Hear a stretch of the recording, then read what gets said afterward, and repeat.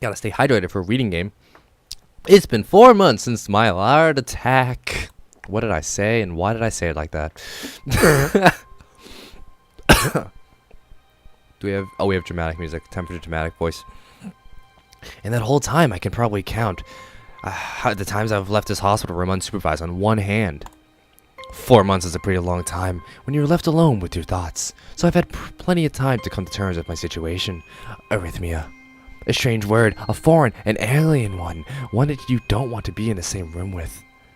A rare condition, it causes the heart to act erratically and occasionally beat way too fast. It can be fatal. Apparently I've had it for a long time. Man. Apparently I've had it for a long time. They said it was a miracle that I was able to go on so long without anything happening. Is it really a miracle? I guess it's supposed to make me feel better. More appreciative of my life. It really didn't do anything to cheer me up, though. My parents, I think they were hit harder in the news than I was. They practically had 2 hemorrhages apiece. Damn, that's a lot of hemorrhages. Double the hemorrhage 2, hemorrhage harder, whatever. I already had a full day by then to digest everything. To them, it was all fresh. They were even willing to sell our house in order to pay for a cure. Of course, there isn't a cure. Because of the late discovery of this condition, I've had to stay in this hospital to recuperate from the treatments. When I was first admitted, it felt as I was missed. For about a week, my room in the ward was filled with flowers, balloons, and cards. But the visitors soon dwindled down, and all the get-well gifts began trickling down, just like the water that is keeping me alive. Nothing shortly after. I realized that the reason I had so many cards and flowers is because sending me their sympathy had turned into a class project. That's about the worst thing ever. When people are forced to feel bad, because it's like they don't feel bad, and then when you realize that they don't feel bad, you're causing them a distress by them making them have to do something. When it's like, I don't know, it's just like the worst thing ever. Maybe some of the people were generally concerned, but I doubt it. Even in the beginning, I barely had any visitors. By the end of the first month, only my parents came on by a regular basis. Oh, Nakano was the last to stop visiting. After 6 weeks, I never saw her again. We never had that much to talk about when she visited anyway. We didn't touch the subject that was between us on that snow day ever again. So yeah, how about that time where you asked— Nope, shut up. Okay. The hospital? It's not really a place I like to live in. The doctors and nurses feel so impersonal and faceless. Well, I mean, they can't really get to know you by a person because it'll destroy them if they really like you and then they kill you. So it kind of makes sense. I guess it's because they're in a hurry and they have a million other patients waiting for them. But it makes me feel uncomfortable, like they have their hand down my pants. But then again, that was a hernia exam last month, or in the first month or so.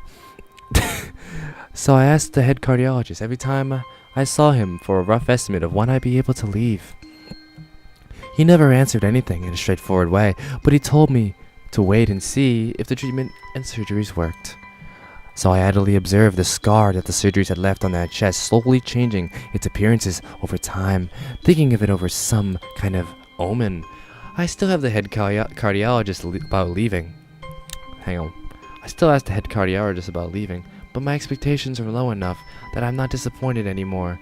And when I don't get a reply, the way he shuffles around the answer shows that there is at least some hope. But at some point I stopped watching TV. I don't know why, I just did. Maybe it was wrong. Maybe it was the wrong kind of escapism for my situation, looking out and believing that there's something out there, that there's a world in that TV. There's a world that I don't know, and a world that I could explore. You don't even know anymore. You just become engulfed in it. You want to jump out, you want to jump into the TV and realize that you can be in that world. You can be in Johnny Loves Chachi, Three's Company, any of those things. But anywhere but this hospital bed, it helps me escape, but no longer. Instead, I started to read. There was a small library in the hospital. Although it was more like a storeroom for books, I began working my way through it, one small stack at a time. After consuming them, I would go back for more. I found that I really liked reading. I think I even became a bit addicted. I started feeling naked without a book in my hand. Or on my crotch. It covered my shame. But I loved the stories in my crotch. That was what my life was like. It all became a story that everyone told. I knew this one person who stayed in the hospital and then became old. The days became increasingly harder to distinguish from each other, differing only by the book I was reading and the weather outside. It felt as time blurred into a gooey mass, which I was trapped inside instead of moving within. A week would go by without me noticing it, and I missed those days. A week would go by without me noticing it, but at the same time I don't miss those days. Because some days you're super happy when you're with all your friends and when they all still liked you and everything. And a week could go by like that, and now you're in your room and you're all by yourself thinking, reading a book, trying to escape reality for its shittiness. And a week could go by again, but in a bad way. Sometimes I pause in realization that I didn't know what day of the week it was. It sounds just like summer, but once again in a good way. Need a drink.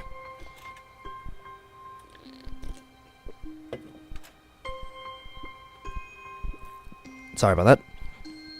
But other times, all the things around that surrounded me would be painfully crash into my consciousness through the barrier of nonchalance that I set up for myself. The pages of my book would start to feel sharp, and a burning hot and heaviness in my chest would become so hard to bear that I have to put the book aside and just lay down for a while, looking at the ceiling as if I was going to cry, like all the dots on the ceiling that I counted one by one and after another and another, were all the tears that I would cry in all the top of my life, all the time that has passed and all the things that I could have done. They mock me as if I could have done this. I could have been on a date with Akano. We could have made something beautiful. We could have had love, and we could have been happy. But no, arrhythmia, or something else, became in between us. But that only happened rarely. And I couldn't even cry. I get you, man. The worst things is whenever you want to cry, but you can't cry. It's the worst thing ever. And I totally understand. No matter what you do, you want to express it all out of your eyes, but you can't. It's stuck inside of you, and it burns, it aches, and you just want to let it out, just like a dragon, or when you're drunk and you want to throw up, but you can't. You have to keep it inside, and it burns, and it breaks you, and it breaks your mind, and it twists your reality, and it hurts. I understand. Me and Asao were one. It's first... Alright. As you can tell, I've had some issues of my own. So this is why I want to play this game, because I can relate. Not to everything, though. Today the doctor comes in and gives me a smile. He seems excited, but not very. It's like he's trying to make an effort to happy on himself. What? No, go back. Go back. I need to review that. It seems like he's trying to make an effort to be happy on my behalf. Thank you, I can read correctly now. My parents are here. It's been a few days since yeah, that's how I feel. I've last seen them. Both of them are even sort of dressed up. Is this supposed to be some sort of special occasion? Is it my birthday? Did this much time pass and I didn't even realize it?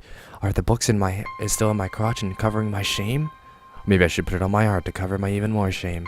What would be more shameful at this point? Being naked and streaking because everyone would see my ding-a-lang? Or being naked and streaking because they would see my scar, the thing that changed me, the thing that isolated me from every single other person? Just like my brain. I think so hardly about certain things that people don't think about as well, that when I start to speak, it's like they don't even care. They can't relate to me, and I can't relate to them. It's just a cycle that goes on and on and on, and nothing can happen or nothing can be better. There's a ritual that the head cardiologist has. He takes his time sorting his papers and then setting them aside as if he had to make a point of pointlessness of what he just did. Then he casually sits down on the edge of my bed next to mine. He looks me in the eyes for a minute.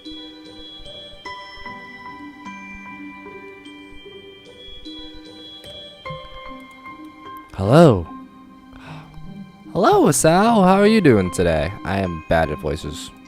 Maybe I can give a gruff voice. Hello, Hiaso. How are you today? I don't answer him, but I smile a little back at him. I believe that you can go home. Your heart is stronger now, and with some precautions, you should be fine. We have all your medications sorted out. I'll give your father the prescription. The doctor hands a sheet of paper to my dad, whose expression turns wooden as he reads it quickly, just as wooden as the spoon that they used to hit me with at school. Okay, that was a bad joke. So many. I take it from his hand and I look at it myself, feeling numb. How am I supposed to react to this? An absurdly long list of medications staring back at me in front of the paper seems to be unsurmountable. They all blend together in a sea of letters, of ABCs and whatever. And all the things. It is insane. Anything, it hurts. The side effects, adverse effects, contradictions, dosages listed after line after line after line with cold precision. I try to read them, but it's so futile. They all blend together. My vision turns to black and I fade. But then I come back. I can't understand any of it. Attempting only makes me feel sicker. All this for the rest of my life, every day? I'm afraid this is the best we could do at this point. However, new medications are always being developed, so I wouldn't be surprised if that list fades over the years. Years? What a confidence booster is that? I'd felt better if you hadn't said anything at all. Also, I've spoken with your parents, and we believe it'd be best if you don't return to your school. What? Please, calm down, Hiaso. Listen to what the— oh, that's not the doctor. Fuck. What he has to say.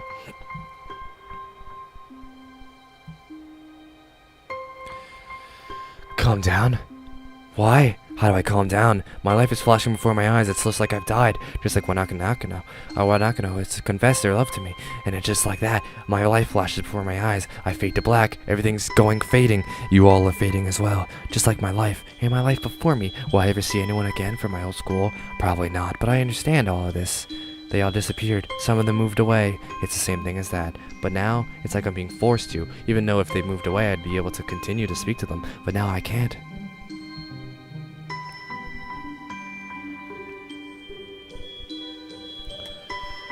Ah, boy. Oh, wait. I didn't finish that. I'd said my own thoughts. The way he says it, it tells me he knew full well that I wouldn't like it. Am I going to be homeschooled?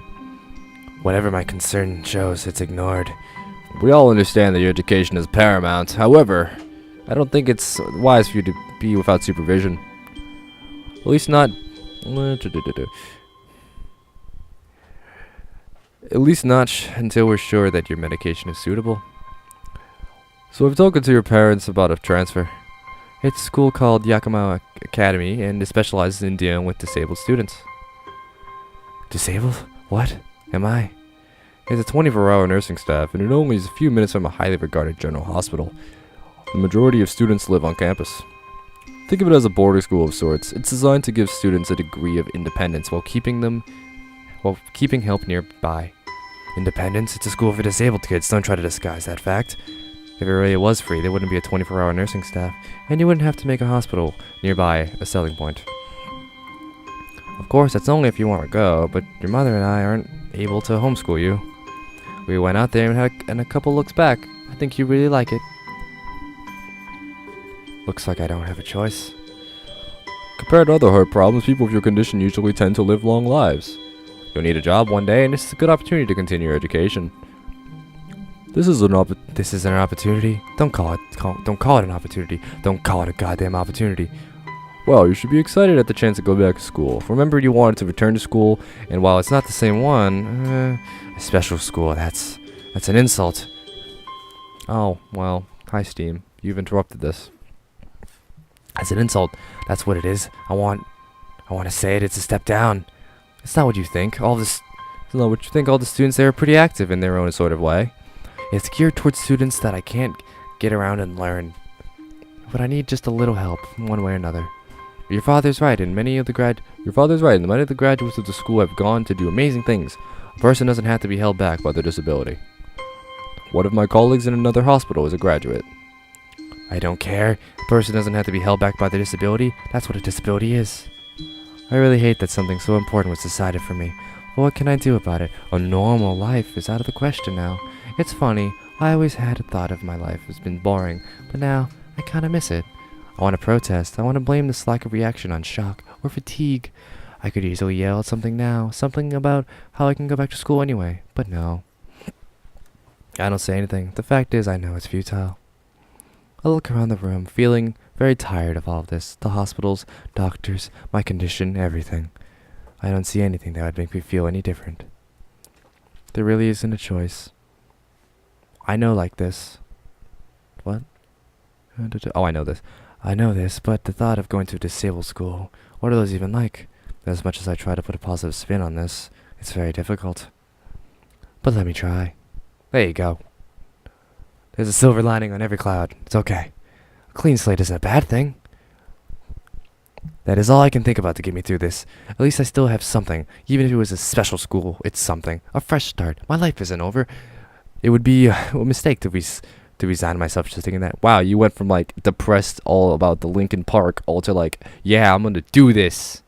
Like a firework. You went from like Linkin Park to Katy Perry within like 3 seconds. Good job for you. Optimism. At the very least, I'll try to see what my new life will look like.